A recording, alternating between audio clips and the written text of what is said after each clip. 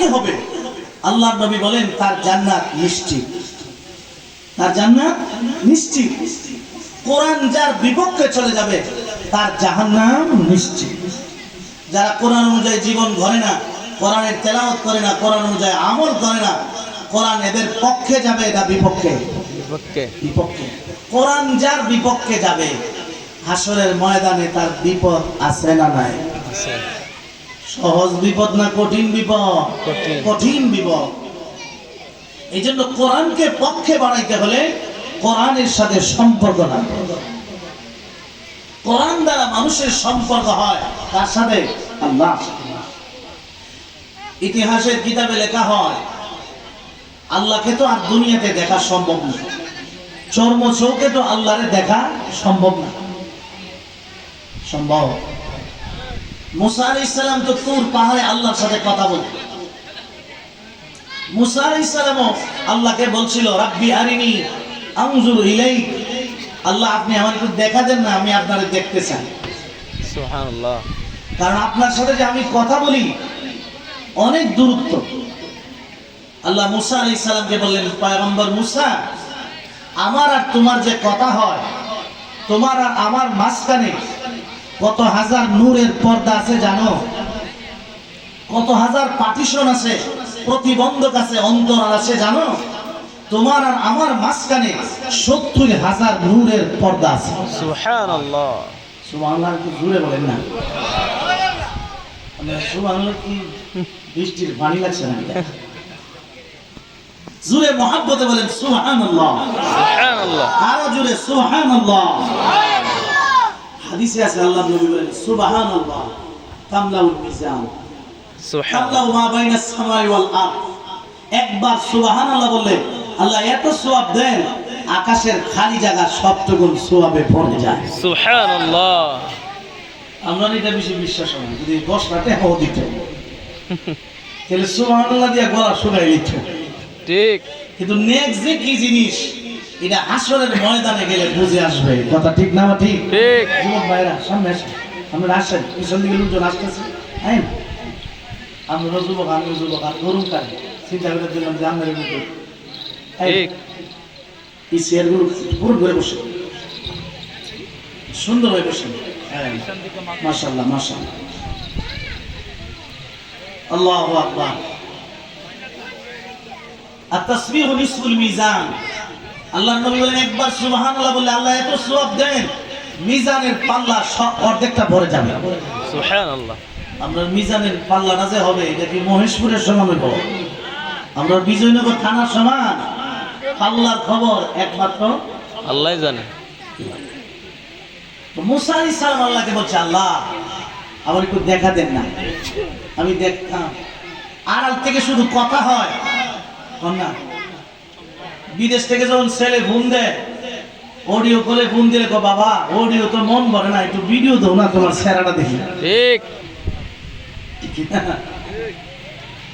মুসা আলাইহিস সালাম আল্লাহ পাককে ডাক দিলেন রাব্বি আরিনি আনজুর ইলাইক, আল্লাহ আমারে দেখা দেন, কারণ না দেখে তো মন ভরে না। আল্লাহ আপনার সাথে আমার দূর পাহাড়ে কথা হয় কিন্তু দেখা হয় না। আল্লাহ আমার মন তো আপনাকে দেখার জন্য পাগল পাড়া, আমার একটু দেখা দেন। বনী ইসরাইলের পয়গম্বরদের মধ্যে মুসা আলাইহিস সালামের মেজাজ ছিল একটু জ্বালালি জ্বালালি, গরম গরম। আল্লাহ পাক ডাক দিলেন পয়গম্বর লান তারানি, দুনিয়ার চরম চৌকে, দুনিয়ার চৌকে আমাকে দেখা সম্ভব না। মুসা আলাইহিস সালাম মানে না। আল্লাহ কেন সম্ভব না? আমি দেখব। আল্লাহ পাক এবার বললেন পয়গম্বর আমি তুর পাহাড়ের উপরে আমার তাজাল্লি দিব, তুর পাহাড় যদি সহ্য করতে পারে তুমি দেখতে পারবা। فلما تجلى ربه للجبل جعله دكا مكة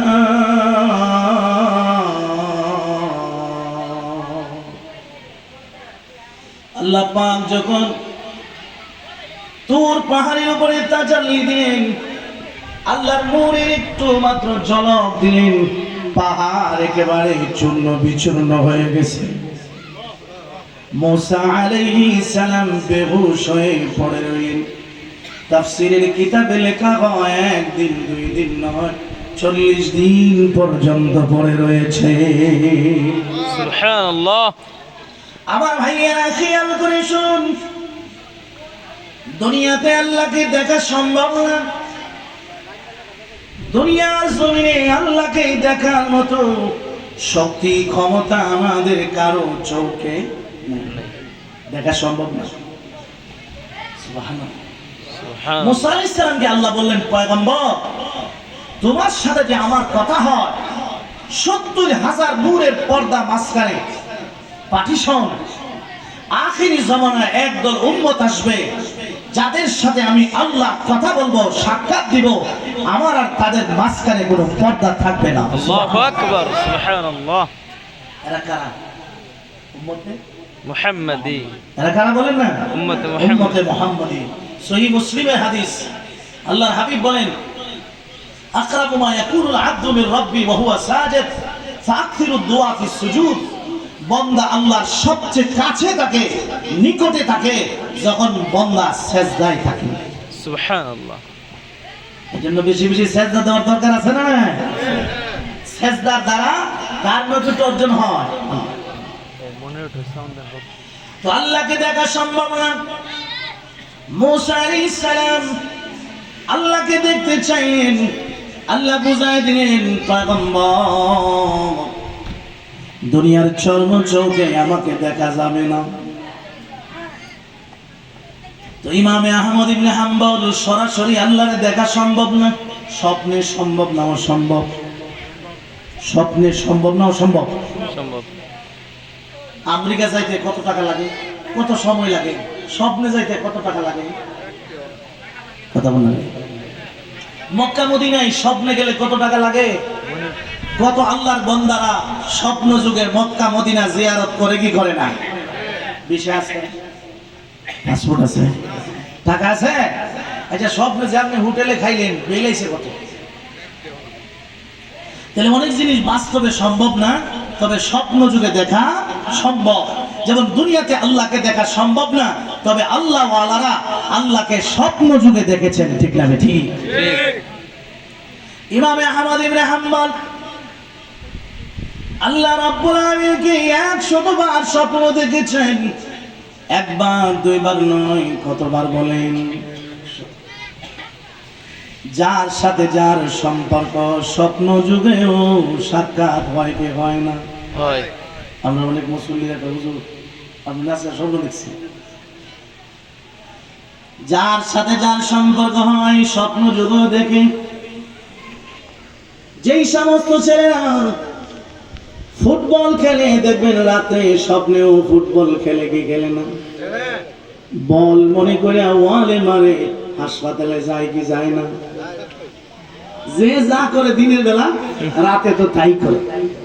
একটা কথা মনে রাখবেন, আমি আপনি দুনিয়াতে যা করব এই অনুপাতে আমার মরণ হবে। মরণটা যেমন হবে আমার হাসরটাও তেমন হবে। আল্লাহর নবী বলেন, তুহশারুনা কামা তামুতুন ওয়া তামুতুনা কামা তাহইয়াউন। তোমাদের জীবন যেমন হবে মরণ তেমন হবে, যার মরণ যেমন হবে তার হাসর তেমনই হবে। বাস, আপনি এবার যা খুশি তা করেন, যা খুশি তা করেন।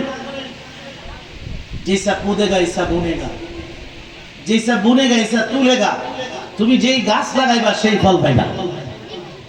কাঁঠাল গাছ লাগায় আম গাছের মোনাজাত করলে কামল করবে, গাছের নিচে গিয়ে মোনাজাত করেন না যে 32 বছর ধরে তো কাঁঠাল দিতেছ, এই বছর একটু ফজলি আম দিও। তো গাছ যদি কথা বলতে পারতো, বলতো তোর মাথাটা মনে ঠিক নাই, লাগাইছো দেখ গাছ ছাদ আরেক গাছ।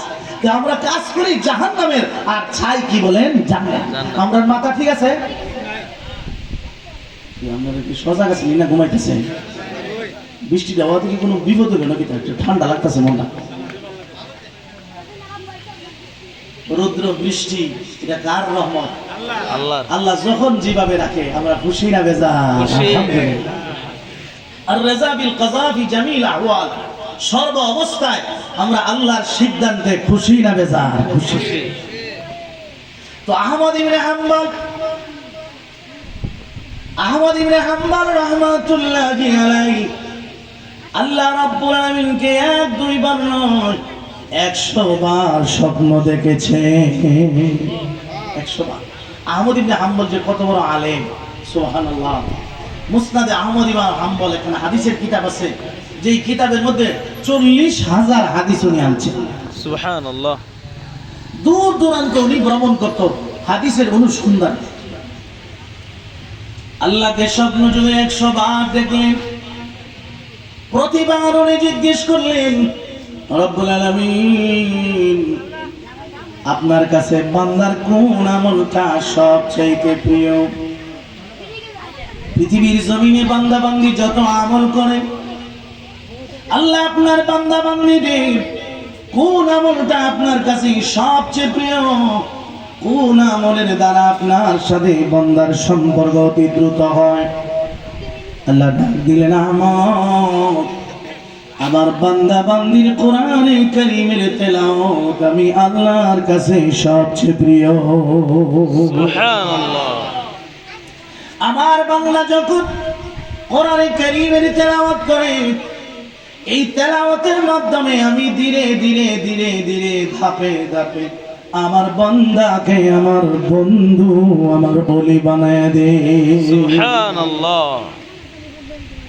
আহমদ ইবনে হাম্বল বললেন, রব্বুল আলামিন, কোরআনে কারীমের তেলাওয়াত সবচেয়ে প্রিয় আমল। বুঝিয়া পড়লে না বুঝিয়া পড়লে, বুঝিয়া পড়লে না বুঝিয়া পড়লে, যারা সাধারণ মানুষ কোরআন পড়ে কিন্তু কোরআনের অর্থ বোঝে, আল্লাহ কেউ যদি কোরআনের অর্থ না বুঝে পড়ে, তবু কি সেই আপনার প্রিয় আস্থাভাজন হতে পারবে? আল্লাহ বলেন, বুঝিয়া পড়ো আর না বুঝিয়া পড়ো, বিশুদ্ধ যদি হয় আমি আল্লাহ সওয়াবের বেলায় সমান সমান দিব। সুবিধা না? আমাদের আয়েশা থেকে বর্ণিত সহিহ মুসলিমের আরেকটা হাদিস আছে। আল্লাহর নবী বলেন, আল মাহিলু বিল কুরআন মা'আস সাফারাতিল কিরামিল বারারা, যারা দ্রুত স্পিডে অনর্গল কোরআনে কারীমের তেলাওয়াত করতে পারে, আল্লাহ এদেরকে যারা কোরআন লিপিবদ্ধ করেছে এই ফেরেশতার সাথে হাশরের ময়দানে সাক্ষাৎ করায়া দিবে। সুবহানাল্লাহ। অথবা এরা কোরআন যেমন লৌহে মাহফুজের বুট থেকে নকল করছে, সেও কোরআন সিনায় রেখা আরেকজনকে শিখাইছে। আল্লাহ এদেরকে যে পরিমাণ মর্যাদা দান করেছেন, এদেরকে এই পরিমাণ মর্যাদা আল্লাহ দান করে। কোরআনওয়ালাদের দাম আছে না নাই? বলেন না, আছে না নাই? আছে। কোরআনওয়ালাদের দাম আছে, কোরআনওয়ালাদের সম্পর্ক আছে। আল্লাহর হাবিব বলেছেন, ওয়াল্লাযী ইয়াকরাউল কুরআন ওয়া ইয়াতাতাউ ফীহি, যারা কোরআনের তেলাওয়াত করে কিন্তু অনর্গল স্পিডে পারে না, থেমে থেমে পড়ে। গ্রামগঞ্জের মানুষ এরা তো ট্রুলিং করতে পারে না। ওয়াল্লাযী ইয়াকরাউল কুরআন ওয়া ইয়াতাতাউ ফীহি ওয়া হুয়া আলাইহি শাক লাহু আজরান। আল্লাহর নবী বলেন, থেমে থেমে পড়ে তেলাওয়াত কষ্ট হয়, এরপরও কোরআনের তেলাওয়াত বন্ধ করে না, এই মানুষগুলোকে আমি আল্লাহ 2 গুণ সওয়াব দান করব। সুবহানাল্লাহ। সিঙ্গেল না ডাবল? ডাবল। আজরুল মুশাক্কা ওয়া আজরুত তিলাওয়া, 1 গুণ সওয়াব দিব তেলাওয়াতের বিনিময়ে, আরেক গুণ সওয়াব দিব কষ্ট হইতেছে এরপরে কোরআন রাখে না, কষ্ট করে যে পড়ে, আরেক গুণ সওয়াব আমি তাদেরকে দান করব। সুবহানাল্লাহ। এজন্য কোরআনের সাথে সম্পর্ক করার দরকার আছে না নাই? আছে। আল্লাহর নবী হাদিসে বলেন, কোরআন মাহিলুল মুসাদ্দাক শাফিউল মুশাফফা, কোরআন এমন সুপারিশকারী যার সুপারিশ আল্লাহ গ্রহণ করে নেবে। সুবহানাল্লাহ। কোরআন এমন বিতর্ককারী, যার বিতর্ক, যার তর্ক আল্লাহ মেনে নিবে। এই যে সুবহানাল্লাহ। কোরআনে এখানে সূরা আছে, সূরাতুল মুলক আসেনি? আছে। ইন্না সূরাতান ফিল কোরআন 30 আয়া শাফাআত লিরাজুলিন হাত্তা গুফিরা লাহু। কোরআনে একান সূরা আছে 30 আয়াত বিশিষ্ট। ওয়া হিয়া তাবারাকাল্লাযী বিয়াদিহি মুলক। এই সূরাটা যে ব্যক্তি প্রতিদিন রাত্রে তেলাওয়াত করবে, প্রতিদিন রাত্রে তেলাওয়াত করবে, তাকে যখন কবরে রাখা হবে এই সূরাটা পাখির আকৃতিতে তার কবরে ঢুকে যাবে। সুবহানাল্লাহ। কবরে ঢুকে যাবে। তার পাখা ডানাগুলো বিছায়া দিবে, আযাবের ফেরেশতা আসবে, কিন্তু সে আযাব দিতে দিবে না। তার আল্লাহ ক্ষমতা দিব, পাখি হইলে তার ক্ষমতা থাকবে। ফেরেশতারা কারো উপরে আল্লাহর শাস্তি প্রদত্ত শাস্তি প্রয়োগ করতে পারে না, বাধা হয়ে দাঁড়াইছে। তখন বলবে তুমি কে? তো আমি হইলাম আল্লাহর কোরআনের অংশ, সূরাতুল মুলক। তুমি কেন আসছো? সে সব সময় নিয়মিত আমাকে পাঠ করত, তেলাওয়াত করত। আমি আজকে তাকে একা ছেড়ে যাব না। আমার গন্তব্য, আমি তাকে যতক্ষণ জান্নাতে না পৌঁছাবো আমি ততক্ষণ যাব। আল্লাহু আকবার। সুবহানাল্লাহ।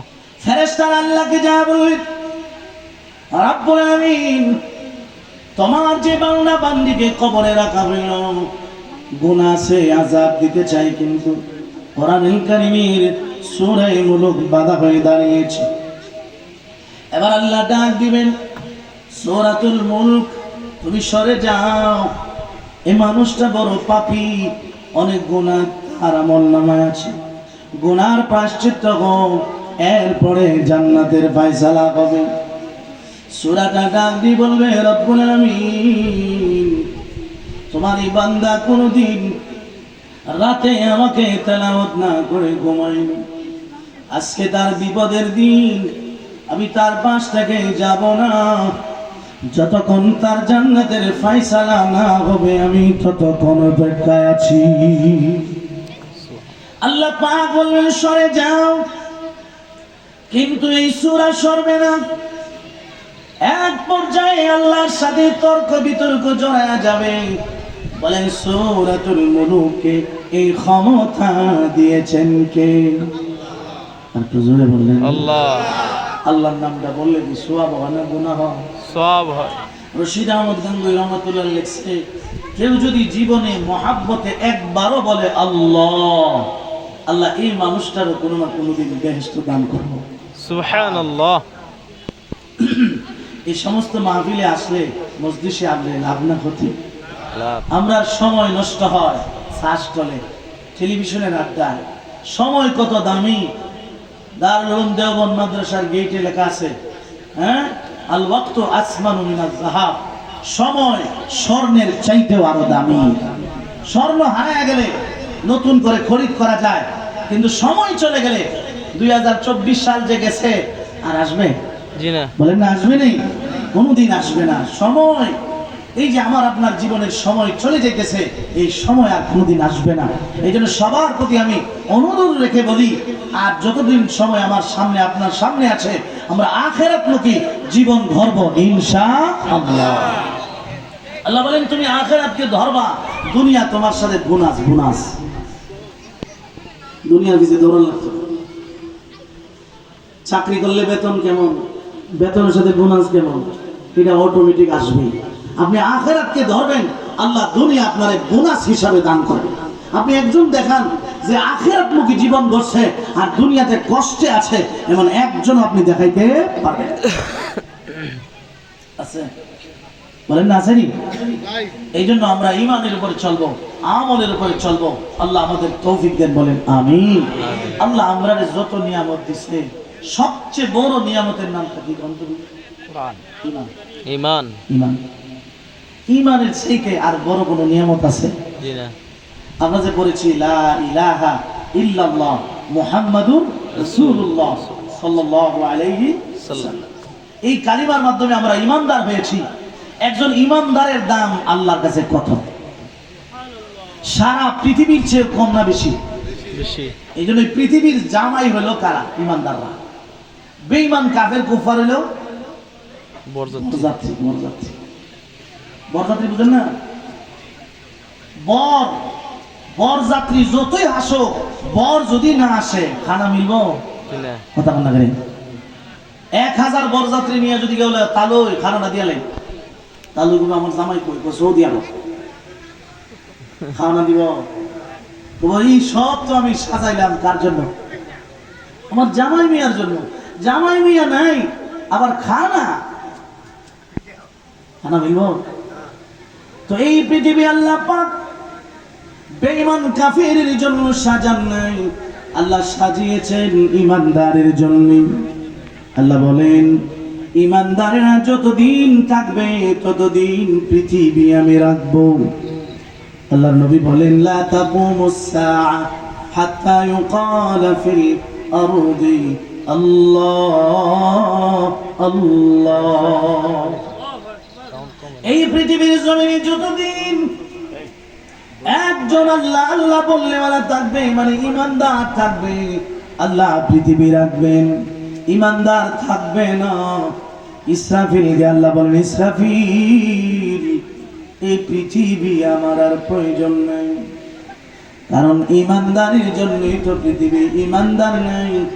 এই জন্য আল্লাহর নবী বলেন, লা তাকুমুস সাআ ইল্লা আলা শিরারিল খালক। পৃথিবীর নিকৃষ্ট জাতি বেঈমান কাফেরের উপরে কিয়ামত সংগঠিত হবে। কিয়ামতের আগে আল্লাহ পাক একটা বাতাস পাঠাবেন, বাতাস। এই বাতাসটা ঈমানদারের নাকে লাগবে, হালকা ঠান্ডা একটা বাতাস আল্লাহ পাঠাবেন। বাতাসটা ঈমানদারের নাকে লাগবে, ঈমানদার বলবে লা ইলাহা ইল্লাল্লাহু মুহাম্মাদুর রাসূলুল্লাহ। বাতাসটা নাকে লাগার সঙ্গে সঙ্গে সেই ঈমানের কালিমা পড়ে মৃত্যুর মুখে ঢলে পড়বে। বাতাস লাগছে আর শুয়ে যাবে, শেষ। আছে সব নাই। নবীন বাল, গোপাল বাল, যত বাল আছে না, যত দাস, ইহুদ নাসারা বেঈমান কাফের। এবার ইসরাফিলকে আল্লাহ বলবেন, এখন সিংগাই ফুটা। ঈমানদাররা তো নাই, পৃথিবী পৃথিবী শূন্য হয়ে গেছে। এই জন্য এই পৃথিবীটা আল্লাহ রাখছে একমাত্র কাদের কারণে বলেন? ঈমানদারের কারণে। মানুষের ঈমান আমলের উপরে টিকে থাকা একটা বিশাল বড় উপায় আর ব্যবস্থা হলো এই সমস্ত মাদ্রাসা। জুড়ে বলেন ঠিক না বেঠিক? এই মাদ্রাসাগুলো যখন বিদায় হয়ে যাবে তখন বুঝবেন আমার আপনার ঈমানের দশাটা কি হবে। আপনারা যারা মুরব্বী আছেন বলেন তো দেখি, আজ থেকে 50 বছর আগে অবস্থা কি ছিল? একজন হুজুর পাওয়া গেছে, বড় মাপের কোনো আলেম পাওয়া গেছে? পাওয়া গেছে? মুনশিরে দইয়া কাম করেছি, টুপি বেহা করে দিয়ে রাখছেন, আর একটা পাঞ্জাবি আটুর উপরে। এবার নাম হলো মুন্সিরা। মুন্সিয়ার মূল বিচার আছে, মৌলানা সাহেব, মুফতি সাহেব, মুফাসসির বড়, এগুলো ছিল। এই সব হলো এই মাদ্রাসার বরকত। জোরে কোন ঠিক না ঠিক? এই বরকত, এই বরকত শুধু জীবিতরা পাবে তা না, যারা কবরে শুয়ে রয়েছে ওরাও পাচ্ছে কি পাচ্ছে না? এরা কবর থেকে কত খুশি, কারণ এখানে সব সময় এদের জন্য দোয়া করা হচ্ছে কি হচ্ছে না। আল্লাহর নবী বলেন, জীবিতদের হাদিয়া অর্থাৎ দোয়া দুরুদ এগুলো কবরে এমন ভাবে যায়, আমসালিল জিবাল, বিশাল বড় বড় পাহাড়ের আকৃতিতে যেতে থাকে। এই দান খায়রাত গুলো কবরে যেতে থাকে, মুর্দাররা পাইয়া এগুলো খুশি নামে যায়। আপনার ছেলে যদি বিদেশ থেকে টাকা পাঠা, যত বেশি পাঠা, বাপের চেহারাটা অত সুন্দর। ঠিক কথা বল না? ঠিক। আর যদি টাকা পয়সা না ভাড়া, স্থলে বয়ে বয়ে আমার করে একটা ভুল হয়েছে, এটা ভুল আমি ভুল আমি কিছু না। কথা বল না? ঠিক। যত বেশি টাকা বাড়াইবো দেখবেন সাসার মনটা তত খুশি। তো আমার করে যে আল্লাহ দুইটা ছেলে দিয়েছি, এটা ছেলে বলে উঠছো না, এটা মানিক আর রতন। কথা বল না? ঠিক। আমার ভাইয়েরা, যেই সমস্ত আত্মীয় স্বজনেরা, সন্তান সন্ততিরা মা বাবার জন্য দান খায়রাতের মাধ্যমে, কোরআন তেলাওয়াতের মাধ্যমে দোয়া করে, এই দোয়াগুলো মুর্দারের কবরে যায় কি যায় না? মুর্দারের কবরে যাইলে মুর্দার কি পরিমাণ খুশি হয়। আল্লাহর নবী হাদিসে বলেন, এক একটা মুর্দার কবরের ভিতরে কেমন আছে। বিশাল বড় কিনারাহীন সাগরের মাঝখানে যদি লঞ্চ ডুবে যায়, আটলান্টিক মহাসাগরে যদি জাহাজ ডুবে যায়, এই অবস্থা মরণ ছাড়া কোনো বিকল্প আছে? খতমেইনুস ছাড়া আর কোনো তসবিহ নেই। বলবে মরণ নিশ্চিত। এই কঠিন দুঃসময়ে যদি ছোট নৌকা আপনারা কেউ মাঝখান থেকে নৌকা উঠায় আনি, কেমন লাগবে? কেমন লাগবে বলেন? আপনি বলবেন আমি তো শেষ হয়ে গিয়েছিলাম, তুমি আমাকে পুনর্জীবন তোমার উসিলা আল্লাহ দিয়েছে, আমি যত জীবন বেঁচে যাব প্রাণ খুলে তোমার জন্য দোয়া করব। আল্লাহর নবী বলেন মুর্দারেরা জীবিতের দোয়া দান খায়রাত পাইয়া সাগরে উদ্ধারকৃত ব্যক্তির চেয়ে বহু গুণে খুশি হয়। সুবহানাল্লাহ। আমার ভাইয়া, যারা সন্তান রেখে দিয়েছে, মা বাবাকে আদর স্মরণ করে না, এমন সন্তানও আছে যারা বাবা মায়ের কবর পর্যন্ত চিনে না। আছে? কবর চিনে না। বর্তমান অনেক যুবক ছেলেদের দেখা যায় গান শুনে তো শুনে, কবরস্থানের ওয়ালের উপরে বসে বসে গান শুনে। আছে? তোমার অন্তরে একটু ভয় আসে না? অনেক চোর ডাকাত আমাদের নজরে পড়েছে, চুরি তো করে করে এমন জায়গায় করে কবরস্থানে বৈশা বৈশা অপেক্ষা করে। মুর্দার কবর থেকে ডাক দিয়ে বলবেন এরকম ভক্ত, তুই আমার মালে মালওয়ালা, আমার বাড়ি দিয়া বাড়িওয়ালা, আমার সম্পদ দিয়া সম্পদওয়ালা, তুই আমার খবর নিয়ে না। এখনো যেই বাড়িতে থাকো আমার নামে দলিল, যেই জমির দান খাও ভাত খাও এই জমিন এখনো আমার নামে দলিল, যেই কারেন্টের মিটারে তুমি এসির ঠান্ডা হাওয়া খাও এই মিটারটা এখন পর্যন্ত আমার নামে লেখা। তু তওয়াঙ্গর গশতাই আজ মালেমা, তু তওয়াঙ্গর গশতাই আজ মালেমা, ইচুনি গাফিল বুদি আজ হালেমা। তু তওয়াঙ্গর গশতাই আজ মালেমা,